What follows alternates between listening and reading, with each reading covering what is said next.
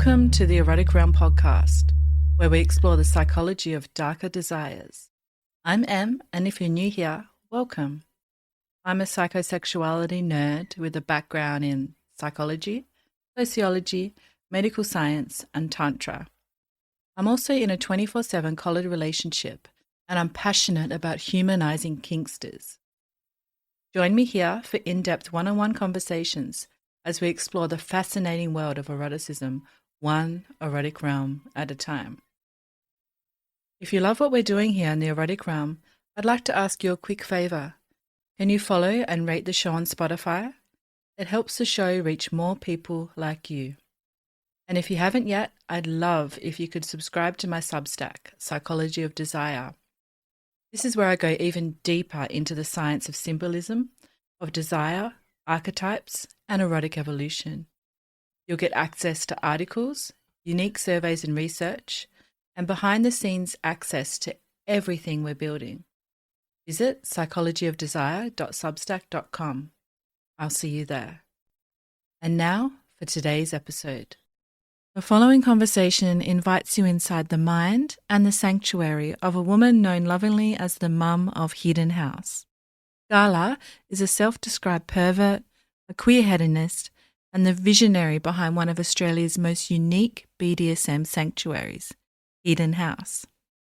But this isn't just a space, it's an offering, a carefully curated container where desire is not only expressed, but held, witnessed, and transformed.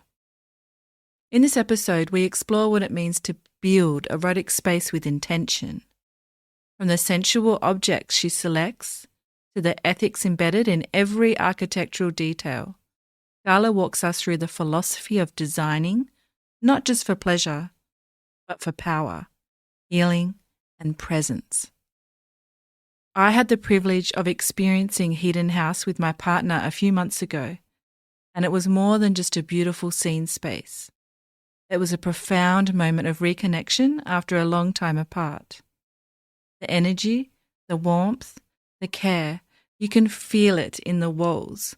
And after this conversation, I think you'll understand exactly why. Whether you're a kinkster, a space holder, or simply someone rethinking how desire is expressed and contained, this episode invites you to imagine what ethical, erotic architecture might look like in your own life. Enjoy. Hi everyone, and welcome to the Erotic Realm podcast. Today, I'm very pleased to have with me Gala. Welcome, Gala. Thank you. So I'd like to begin the podcast by exploring a bit about who you are. Can you share with our listeners about who you are and what you get up to? Sure. So my name is Gala Vanting. I am currently the founder and director of Hedon House, which is a kind of, I guess I would call it a very comfortable, very stylish, well-equipped play space and accommodation. And we've got locations on Gadigal and Wurundjeri lands, better known as Sydney and Melbourne. I'm a white settler. I'm originally from Turtle Island, North America, and I'm a queer cis woman. Currently, I live on Darawal land on the south coast of New South Wales, and I'm very grateful to be among the skies and seas and animal kin of this place as a visitor. It's interesting. I'm currently taking part in I guess a program done by Leah Menema from Co-Culture, and she's got a fieldwork program where we go through a kind of process around colonial learning injuries and that kind of reprogramming that comes with decolonization. And one of the most recent units that we did was around like how we introduce ourselves and what our relations are, and how we place ourselves in in relationship to whoever we're introducing ourselves to. And, that a lot of times, if we're really honest about who we are and where we come from and what positions us, it takes a long time. And I'm going to give myself permission to take that in this Of course. instance, knowing that you'll edit out anything that you think is Yeah, not. go for No. it. So I've worked for more than 2 decades in the sexuality field, working across porn production and performance, lots of forms of sex work, including professional BDSM service provision, which I've done for the last 10 or so years. I've worked in sex worker rights advocacy, sex education, and now I'm the mum of the two houses, so to speak.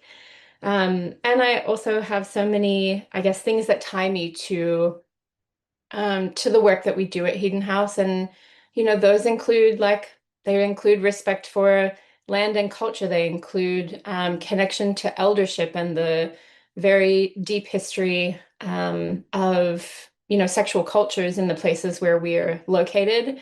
And so I think, there's a lot that kind of sits behind or maybe even underneath what we do that isn't necessarily visible on the surface. But I think, Mm, what I'm drawing from is this kind of um, legacy of, political liberation, movements for liberation. I think I'm drawing from that kind of individual versus collective space that we're sort of in right now, in the way that we try to curate the space and create accountability and right relationship with the people that we serve. Yeah, so there's a lot inside here mm. that kind of extends beyond that, and a lot of that has to do with my particular positionality. Yeah, so that's kind of that's I hope that situates me a little bit. It really does. Thank you. And yeah, listeners have been asking for more about the person behind their eroticism and what they're doing in the sexuality space. So you've shared a lot of yourself there. I really appreciate that. Thank you. Pleasure. So, can we focus in on Hidden House now? For those who may not have heard of it, what is it and how would you describe it? What happens at Hidden House and perhaps why is it called Hidden House as well? Mm. So, hedon coming from the word hedonism, Hmm. which I guess is probably, as far as like, I did think a little bit about how I might describe my own sexuality as we kind of were in conversation to come into this interview. Um, and, I kind of see myself as sex ambivalent, really. I don't feel strongly about any particular orientation or expression of desire because I think they're always kind of mundane and extraordinary as any other. Mm, And I don't really want to cultivate any hierarchy in, the types of sexual expression that can occur at Hedon House. So right. I think that's a big part of it. But also, I do there are aspects of hedonism that do really they really sing to me. And they are definitely, that's part of how this developed, how this project developed. And, when I think about hedonism, I think we often think about a kind of like, I think about Baudelaire. I think about like, baseness and this kind of like hungry, um, passionate, whatever that some force that kind of eats all that's in its path, sort of Mm, thing. hmm. And that we might think of hedonism as something or hedonism that isn't sustainable or that is kind of has a depraved kind of quality to it. And when I think about hedonism, I'm thinking about like my body in its relationship to all of the other bodies in a field. It could be a human, it could be a tree, it could be an animal, it could be sky, etc. And the way that those relationships make me feel and the way that my body feels in those relationships. And so I guess the hedonism that I'm trying to call in at Hedon House is definitely, has connections to BDSM and sex and connection between people, connection with yourself. But I'm also kind of encouraging you to like draw that pleasure from the fire or the bath or the aesthetics of the space or Mm, all of these things that make up a more whole picture of pleasure. And so I think the hedonism, the particular brand of hedonism that we offer at the house is well beyond the kind of like whip chain, strap-on dildo vibe. Like it is that, but it's also so much more than that. And so Hmm. I guess that's a very long way to define hedonism, and I still don't think I've quite hit it, but I think I've described how we approach it. And the house itself is it's a space that, in the practical sense, it's a space that is available for private hire by the hour or the night. It's a space that allows you to kind of escape, or, take time out of your kind of mundane everyday life. It's a space that, people come to alone, or they bring a partner, or they bring multiple partners. So the physical houses themselves they're a kind of container for whatever it is that you want to do in there, and we create an environment and also bring in lots of equipment that enable you to do that. And then I guess on another level, they are, a phrase that I use a lot is like, it's a blank canvas. It's a gallery of artful intimacies and creative connections. And, at any given time, some installation is happening in there, that is really ephemeral and really important. And so I think the space itself is intended to provide whatever it is that you're needing, rather than, kind of going, well, we're a dungeon for hire. Hmm. That's one way you can use it, but there are so many other ways that you can. Mm, really beautiful. Can you tell us a little bit more about the space? I know there's a lot of people that want some visuals. So you mentioned the bath and the fire and some equipment. What will people find in the space? Can you perhaps walk us through and paint us a little bit of a picture? Sure. So each house, there's one in Sydney, one in Melbourne. Each house has its own style and its own layout, but both of them are, they're self-contained houses. Both of them are two-bedroom houses, and they have a comfortable lounge, a play space. They each have master bedrooms, and then second bedrooms, bathroom, kitchen, all of that. And I think that's part of, people are often surprised because they're used to imagining like hiring a room in a dungeon. Mm, And so they often come asking like, do you have a room for hire? And I have to kind of clarify our offering, because if, your hire is exclusive of the entire house. So you're able to use everything in it, and it's yours for the whole time that you've booked it. It's completely private. There's nobody on staff when you're there. And in terms of equipment, it varies from house to house, but generally speaking, we've got your starter pack for BDSM play. And then we've also got loads of other pleasure products and toys that, even if you never really go into the kink aspect of it, there's still plenty for you to play with and enjoy. mm, Both spaces are, um, I mean, of course, I designed them, and so I think they're beautiful because I designed my own design. mhm, But that's the feedback that we get a lot of the time, is that like this is a really comfortable, luxurious, and homey feeling. It's comfortable, and it doesn't have that kind of harshness that you might get when you're, just hiring a room in a dungeon, for example, where you've got this kind of this singular space. You risk kind of running into other people as you're moving throughout the space. And the aesthetics are generally very mainstream kink aesthetics, which we incorporate some of that. It's just not the whole. It's not the whole story. mhm, Um, both have, so in terms of equipment, both houses have a sling. Both houses have a cage slash bondage bench slash gyno table. Um, they're slightly different in each house, but the model is roughly the same. They've got spanking benches. They've got suspension points. In one house, it's a frame. In another house, it's in the Sydney house, it's like hard points from the ceiling. So yeah, the like I could kind of keep going down the list, but people can read that on our website. mhm. But really, they're just so full of stuff, but not in a way that makes it hard to make decisions about what you're going to do, I think. I have definitely been in some dungeons, especially of professional mistresses, where there is so much in there that I can't even find, the one thing that I would like to use. Right. And that can kind of shut people down, especially when they're really new to Mm, this kind of play. So we try to offer a really carefully curated collection that doesn't give you f decision fatigue. Mm-hmm. Sounds like a lot of fun and exploration can be had at both spaces. So I'm really curious to hear if you could take us back to the beginning of Hidden House. When was the idea first created and what was the first seed of that idea?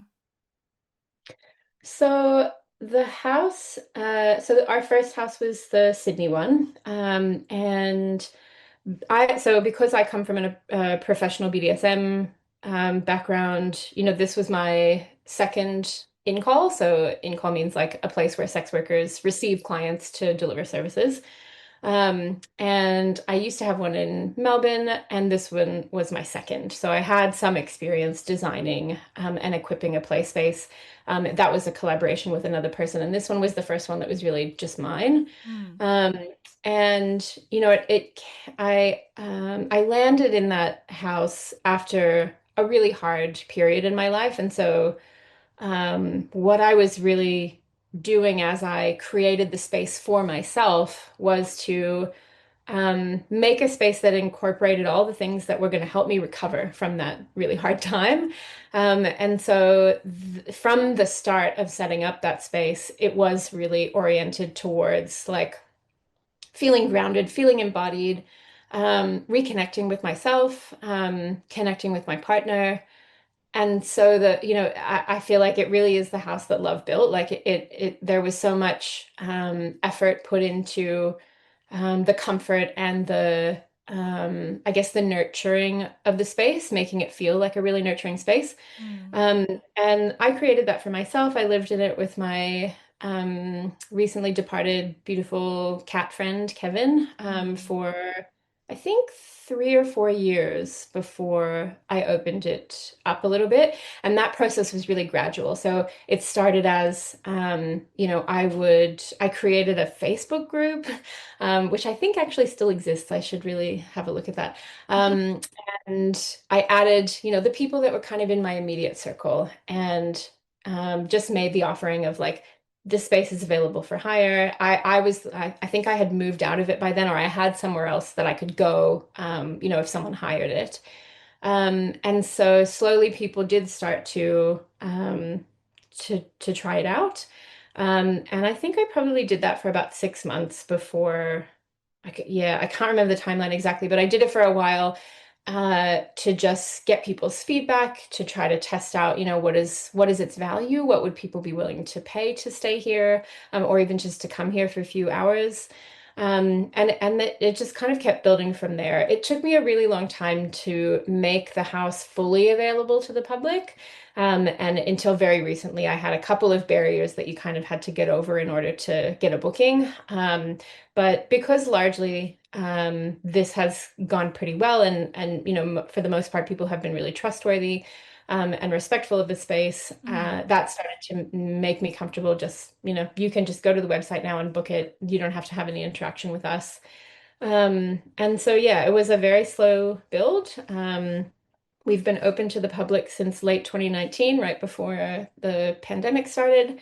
And we opened our second location in Nam in October of 2023. So that one is just shy of its second birthday. Yeah, and that's how we that's how we came to be. Beautiful. Sounds like such an amazing journey. It So, has been quite a big one. yeah. Now, you describe yourself as a pervert, and that's a term that's been reclaimed by many. What does that word mean to you today, and what power does it carry for you? Mm. Yeah, I definitely have used that word I use it sometimes to describe myself. I use it sometimes to address my audience. Mm-hmm. Um, I feel like the sting of it does feel really relevant still. Um, and I guess I'm just kind of like the word queer or like the word hooker, those are things that I feel that there can be some, I guess, political and personal value in reclaiming those terms. Mm-hmm. Um, I guess that, for me, the definition feels very loose. And, whether you identify as one or not is going to have a lot to do with your own personal experience with that word or might connect to negative experiences that you've had in the past with it. But I guess I'm just drawing attention to, to so-called deviance and to the construction of, sexualities that are in some way outside of um, the kind of hetero patriarchal, very procreative, very capitalistic kind of modes. Mm. And I think, I think there are some people in my immediate community, that being the kind of like queer community, who do really relish that term and who feel really proud to use that term. And so I'm kind of, yeah, I think I use it in a as a way to to blow a breeze through it, to try to Mm. clear it out of all its connotations and associations. I really resonate with that. I like the word pervert Mm. as well. You've also described this space you've created at Hidden House as a space where eroticism is produced, not just performed. What's the Mm. difference and why does it matter to you to have this distinction there? Mm. So, look, I think we do, um, hmm, we want to create the conditions for something to just come out of our guests, Mm. rather than the conditions where they feel that because they have booked this space and because all of this anticipation has occurred leading up to it, that they need to have this imagined experience, and often the way to access that is through performance, Mm. or through I'm going to try it until I feel it, which is also an absolutely valid way of reaching that point. And I myself have done it many times. I think the when people are coming, fresh to S&M, which a lot of our guests are, they're coming from having seen this either in porn or in popular culture. And I think there are a lot of tropes that people repeat just because that's the only thing they've ever seen before. Mm. Um, and the hope by creating a comfortable space, by creating a space where people can kind of drop their stuff, their literal and figurative baggage, the roles that they exist in outside. We hope that we will be able to offer a space where those things can evolve organically, or where um, people can say no. um, can change their plans. So we kind of just want to we want to sort of steer away, or almost like disassociate ourselves from the very performative S&M that you see in kind of mainstream representations of kink, because often that limits us to a really narrow set of behaviors and tones and types of play. Mm. And really what I'm trying to cultivate is creativity. Like, there are some very odd items in the house that we hope that people will use for prurient purposes, that you wouldn't necessarily think to use that item in that way somewhere else. So, or you certainly wouldn't see that represented in, on a kink.com shoot, for example. So yeah, I think I really hesitate to use the word authenticity because I think it is devoid of meaning at this point. Mm. But we want to just cultivate a space where an expression comes out of you that it is comfortable and that is, I guess, like from a connected source. Yeah.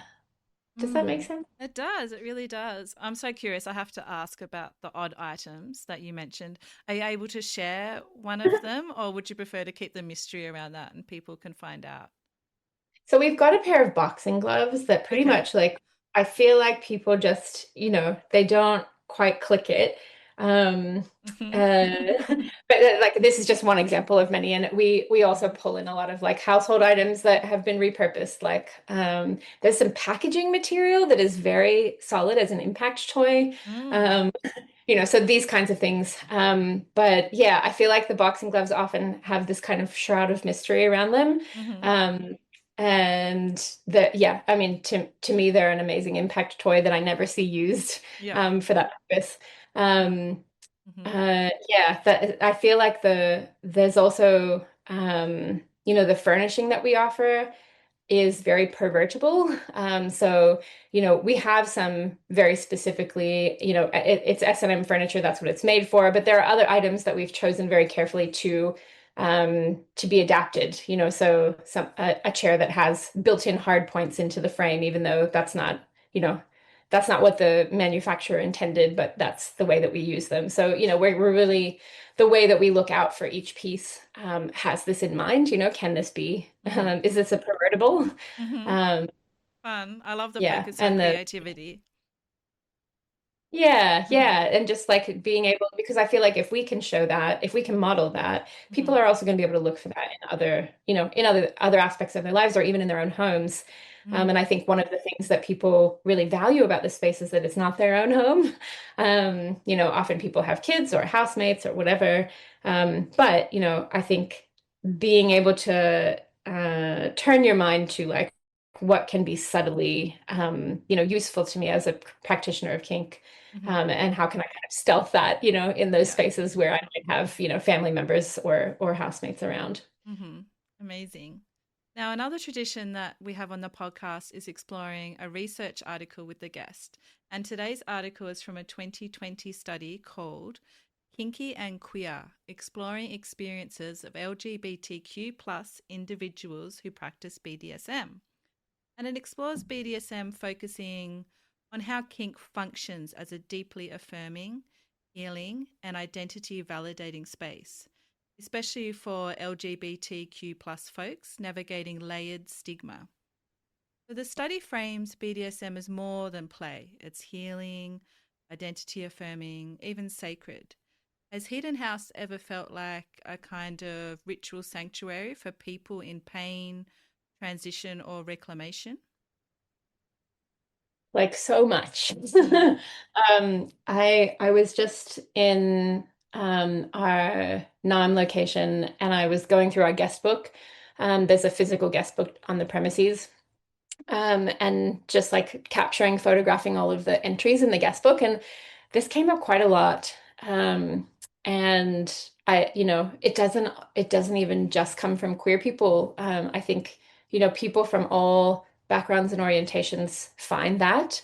But it is, as a queer person myself and someone who has always worked within my own community, it is really so valuable to me and so satisfying to be able to provide a space where that happens. Mm-hmm. Um, we have a regular guest who is a trans person, and their first injection of testosterone was at the house, and they made a Wow. kind of ritual of it. And they've also returned to that ritual multiple times since. And so the house becomes a space then for them to reflect on, on their transition process and on the people who have come with them and connected with them at the house during that time. Mm. And yeah, there's definitely, I think, there's a lot of affirmation around you if you know what you're looking for. So I definitely get so much feedback from queer and trans people that this feels like a holy space. Mm. There are books around that are by very transgressive queer S&M writers, over many years. There are, magazines that are that were created in queer kink sexual cultures. So there's so many reference points for queer people, and I don't. The house by no means is a queer exclusive space, but I think it's really important that the people who often don't have spaces that are just for them see themselves reflected if they know what they're looking for. Mm-hmm. And I also think that everyone benefits when we create access, right? Like many people benefit when we make sidewalks accessible to wheelchair users, for example. So I guess I kind of see that ethos as kind of core to what we do, so that for the people who aren't necessarily LGBTQIA plus, that they're still able to get the benefit of the consciousness and patience and expansiveness and inclusiveness of the queer collective consciousness. Like that's a pretty cool thing, because Mm. you come into that as a, for lack of a better term, straight person, feeling like you can, that who you are is acceptable. Like who you are is it is very welcome in this space, because the space is welcoming of everyone, and there's so much expression that happens there, and there's nothing that we kind of condone, other than like not following the instructions in the guest guide or the signage. Um, yeah, so I think when I use the term queerly conceived to describe the project, I'm trying to signal subtly to the people who need it that this is a really safe place for you. And I definitely see that reflected back and appreciated and resonant uh, every week, Mm, honestly. I Yeah. love that. Now, some participants in the study also said that BDSM allowed them to access power in ways that queerness alone didn't. How do you think Hedon House helps people explore power, not just in a scene, but through the aesthetics, structure, and presence that you've created? Mm.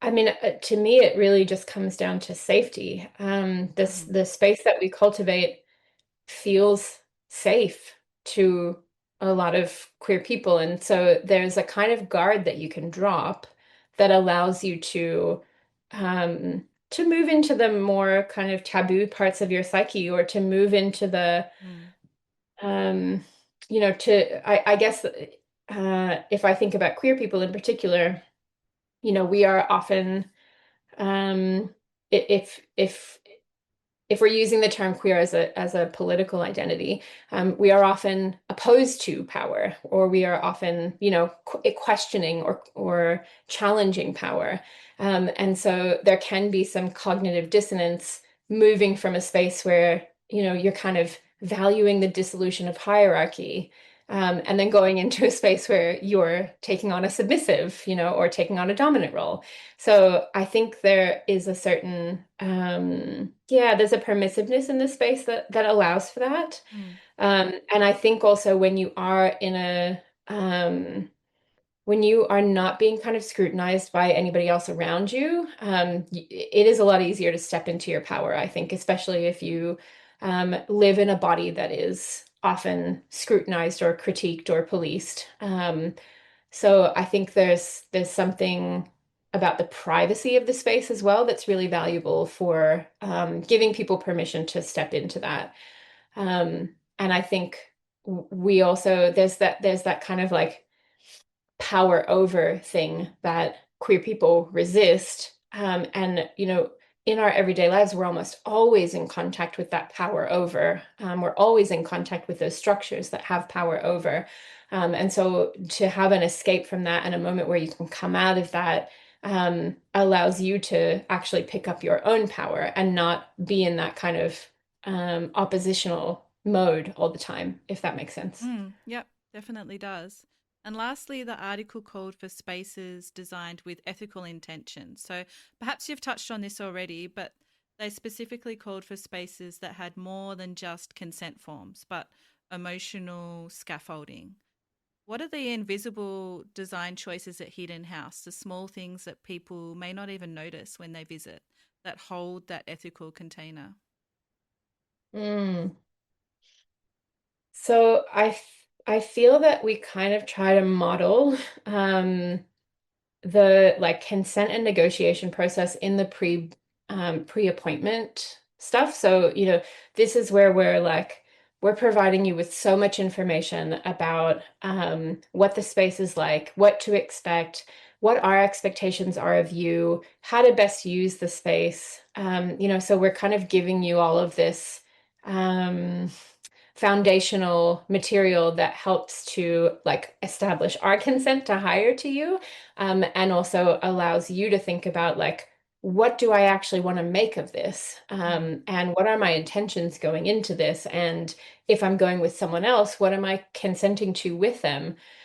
So I feel like that part of it, that that's always an evolution, and I feel like there are some other ways that we can do that just in the way that like a user experience flows at the house. mhm, um, but there's also, I think, a lot. of little suggestions here and there in our signage or, in our book collection that might, remind you about the consent piece. The right relationship really feels like, when I think about what is our ethic, that would encapsulate it. Mhm. The like asking you not to burn condom wrappers in the fire, for example, like looking after the environment, looking after the houses, the house's consent to hold this. Mm. Um, yeah, and also how we ask people to look after the gear. This is like we can only have this thing if we all treat it really beautifully. Mhm. Um, and so I do also try to cultivate a sense of collectivity around that and a reminder that, like,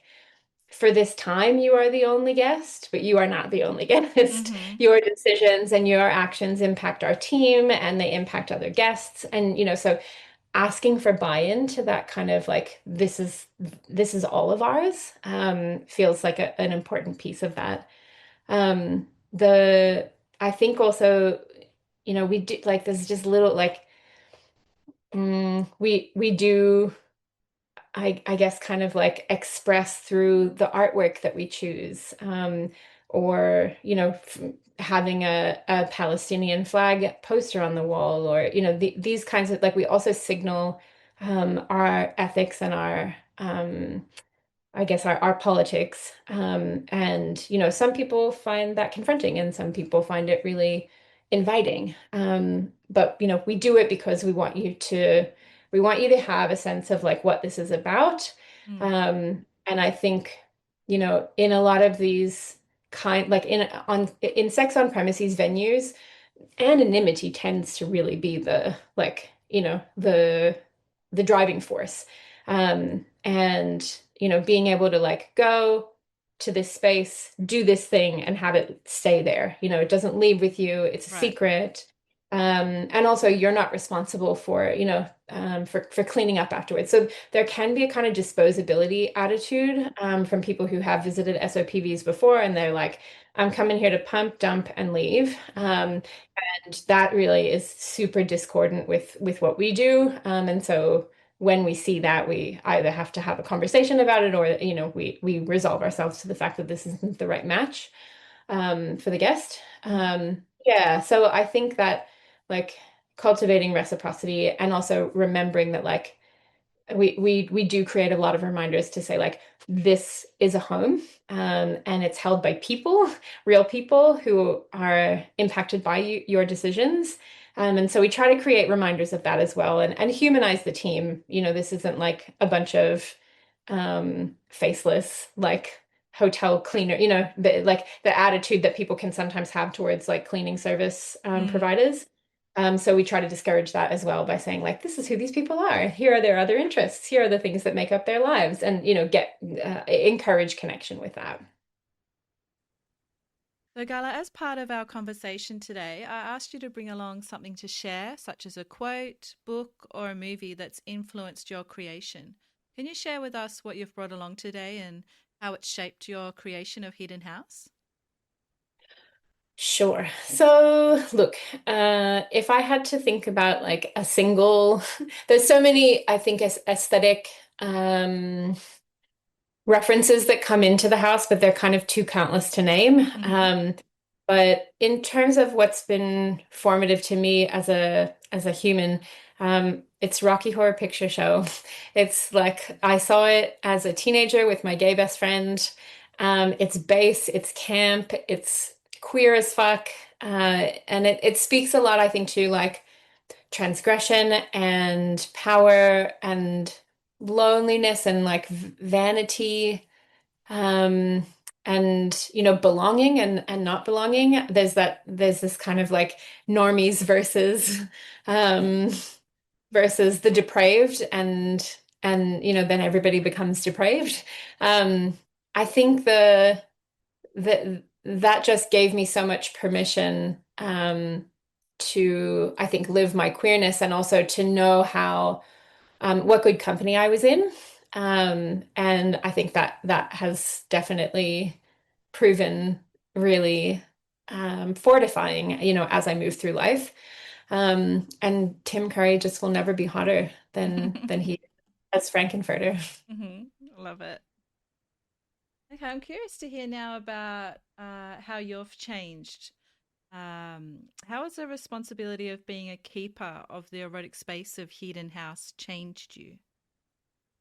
Hmm. Hmm. I think I feel like I'm kind of in a process with that right now, to be honest. And Mm. because the business has been alive for almost 6 years now, um, it, I've been through many selves in that time.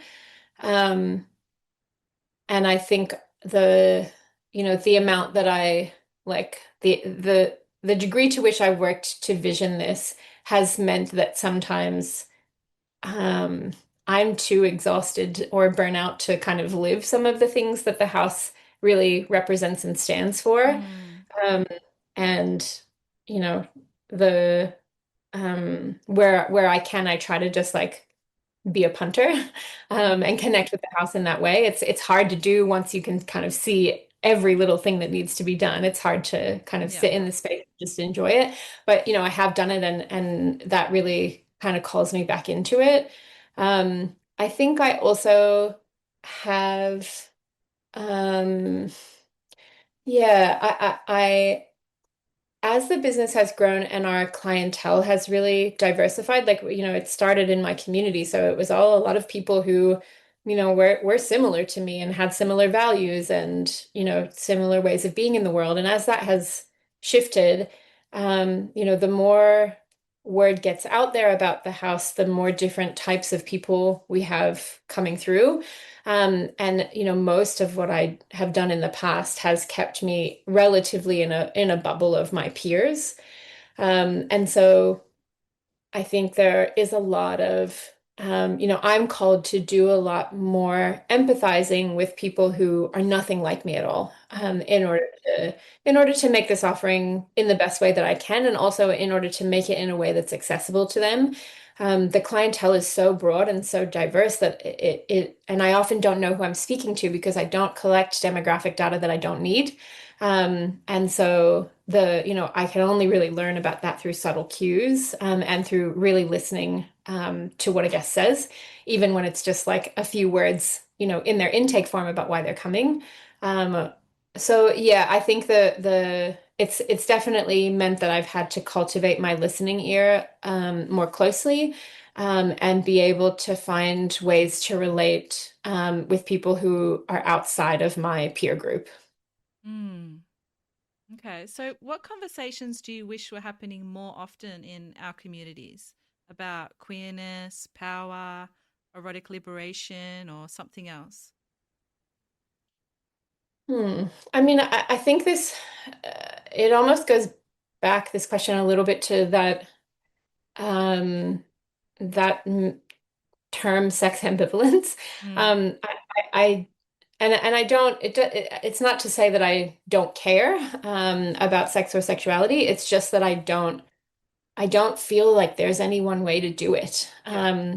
And I think like sex positivity has offered us something really expansive in the kind of collective sexual consciousness, but I think it has also created kind of essentialism around, that you should be having this kind of sex or you should be having mind-blowing sex. And if you're not, like there are just so many other ways to be in your body and to be in your relationships. And I think we can overemphasize, sexuality sometimes because Mm. of that backswing of sex positivity, right? Mm. And I want to create a space where an asexual can go and have a great experience. Mhm. So I think, the um, resisting hierarchy of sexualities, resisting feeling like you're better because you are, a kinkster or a pervert, or, something like this. Like there can be so much supremacy and so much Mm. hierarchy that kind of comes with that culture. And I absolutely understand that because, there are a lot of really, like when we think about, for example, conversations around consent, the kink community has really led those, and has created models for those things that the mainstream culture, could never. And so I think it's important to give credit for that where it's due, but also to not hold up this community as though it is some special paragon of sexuality. Yep. Because I think that creates hierarchies that are kind of unnecessary. Hmm. Um, yeah, and so I think like that feels like I think I through running this business, I might be perceived out in the world as like a sexpert, or that this is my like um that I am somehow more like enlightened on this topic or something like that. And I just don't feel that way at all. I feel like it's all in the soup of existence. It is part of life, but it is not the only part. Mm. And so I feel like that feels really important to me to convey, because I don't want somebody to approach the house as though it's only for people who are extra liberated, or it's Mm. only for people who are already having great sex, or that it's going to save you if you're not, because that it's not. Can't promise that. Certainly, there have been some successes, but it's not. That's not what I'm committing to in holding this space. Mm. Yeah, so I feel like when I think about what people come to the house to enjoy, like you can also seek that from things like running or Hmm. like ultra marathons, or you can seek it from psychedelic drugs, or like this, you can seek it in the club, you can seek it in travel. So I think really what we're trying to achieve when we do things like this is to have an embodied experience, right? Mm. um, or we're trying to bring ourselves to a state of calm or peace or presence. And so, this space allows you to do that with some of the equipment that we have, but you can also just have that in the space by virtue of being a person, Mm. and by virtue of having a body. And, you can have an embodied experience that isn't dependent upon that sexual expression that you might think is the reason for being for the house. Mm. That's so powerful and really beautifully said. I'm quite touched by that. Thanks for sharing. Mm. Now, we have another tradition on the podcast where I ask the guest a question sourced by the listeners. And today, one of the listeners wants to know a really practical aspect of Hedon House. So they want to know, how do you ensure hygiene of things like impact implements between guests, especially ones made of organic materials like leather or wood? Mm. So I guess the short answer, and the person who is asking this question probably knows this, is that you can't, because they are porous materials.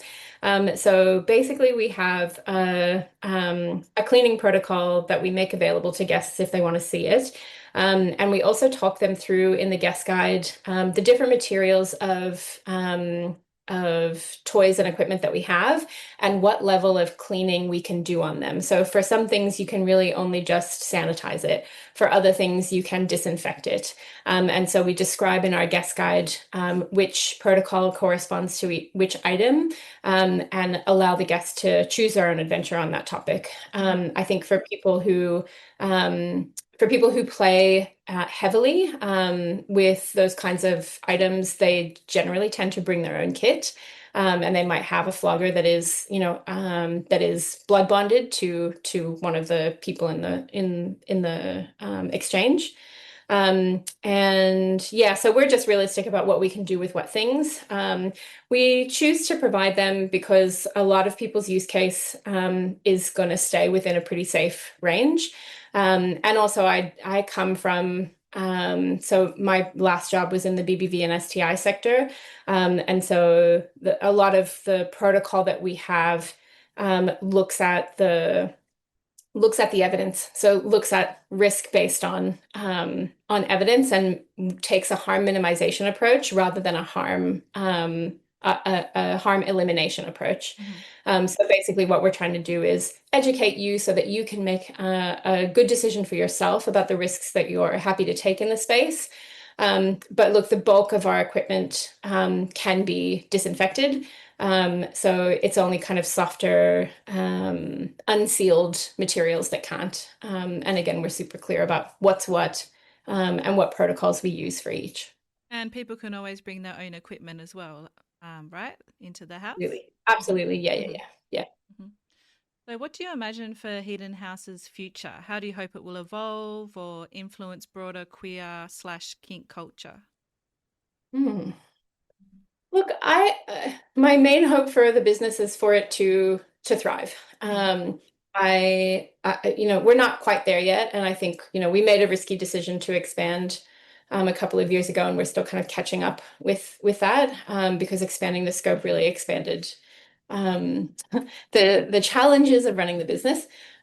So I feel like I just kind of want us to stay. I think that a lot of, if you look back historically, we don't have very many of these spaces that really like stay through decades.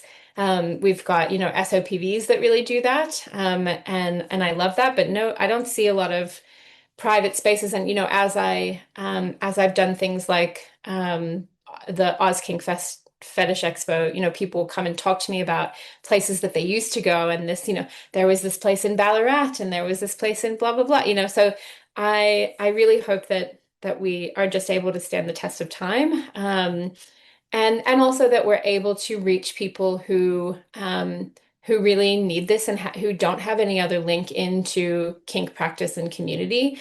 I think, part of what we can offer that, a Munch or FetLife or, a party can't offer is privacy, and is that kind of space that's unscrutinized that allows you to explore.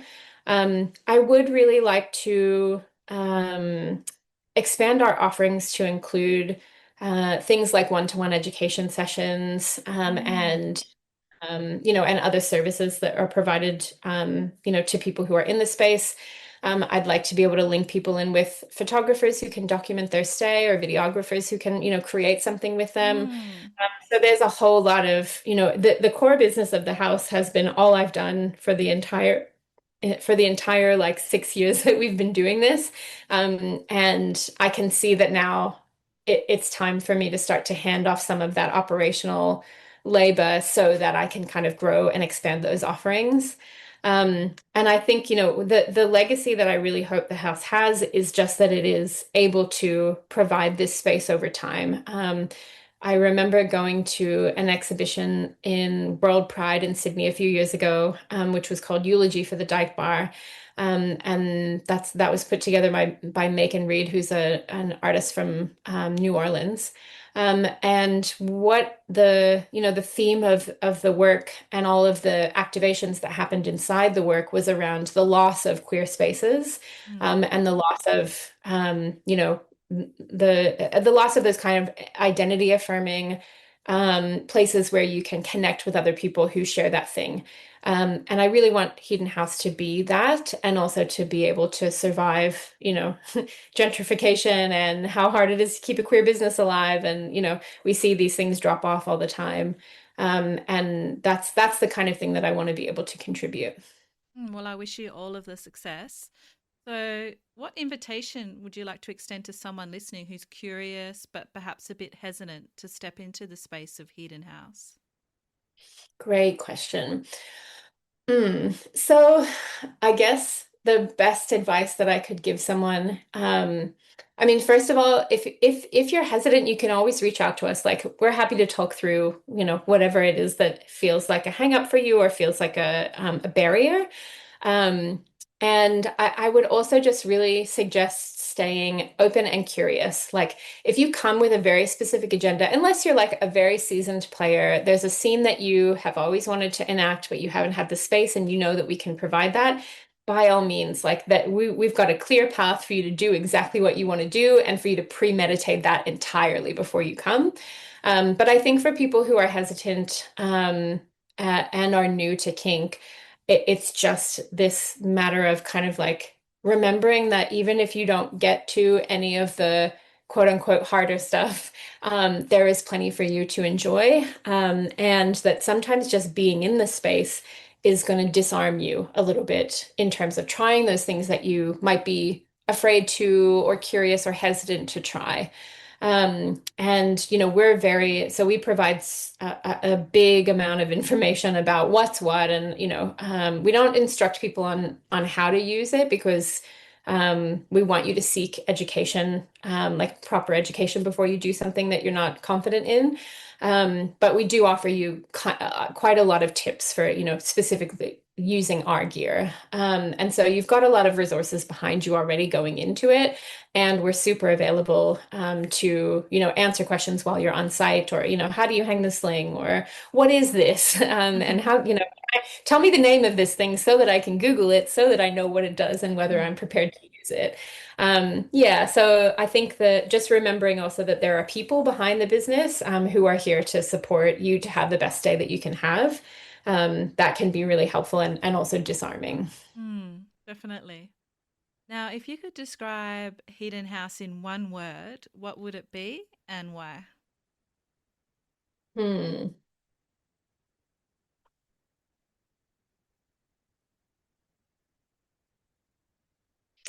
What's coming to mind in the immediate is like permission. Mm.